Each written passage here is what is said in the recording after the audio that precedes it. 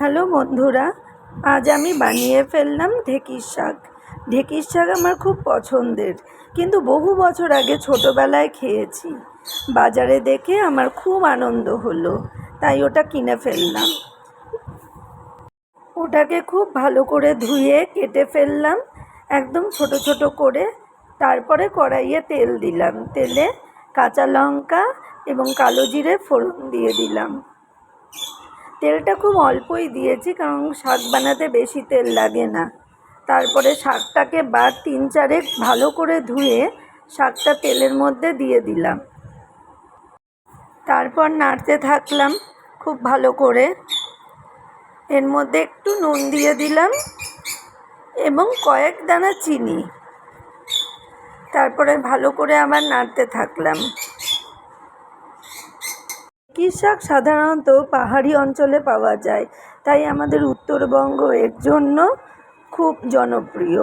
তাছাড়া থাইল্যান্ডের একটি জনপ্রিয় ডিশ হচ্ছে ঢেঁকির শাক।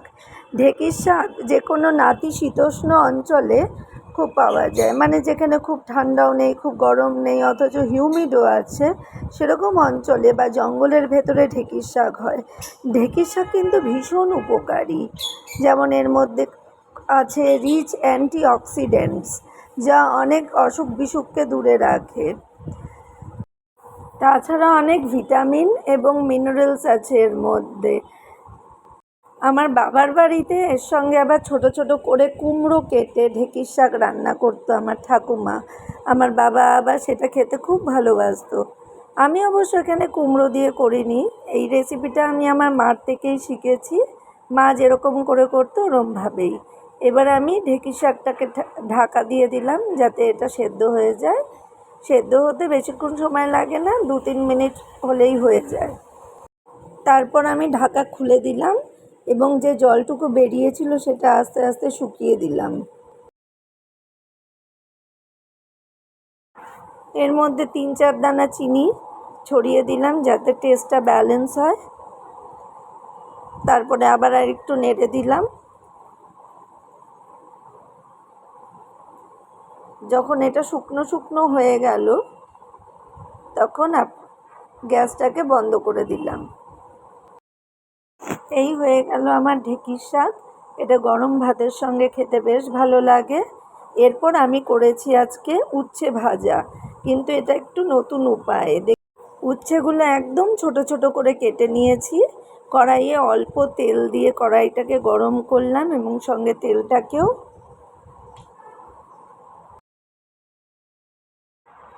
তারপর তাতে কালো জিরে এবং কাঁচা লঙ্কা ফোড়ন দিয়ে দিলাম। ফোড়নটা একটু গরম হয়ে যেতেই তাতে উচ্ছেগুলো দিয়ে দিলাম এবং নাড়তে থাকলাম যাতে উচ্ছেটা ভালো করে ভাজা হয়।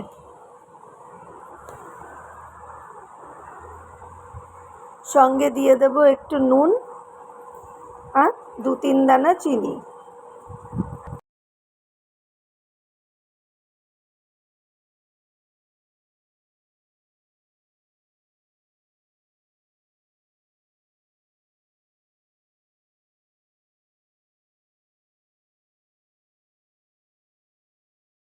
সঙ্গে সামান্য হলুদ গুঁড়ো।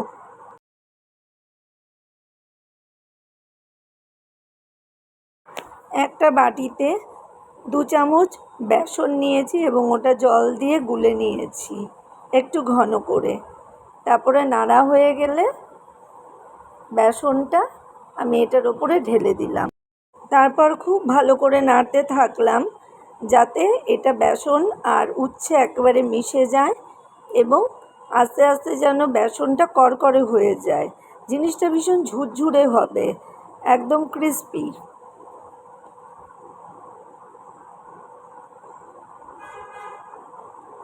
এই হয়ে গেল আমার উচ্ছে ভাজা। এটা গরম ভাতের সঙ্গে প্রথমেই এটা খেয়ে তারপরে বাকি খাবারগুলো ভালো লাগলে লাইক করবেন।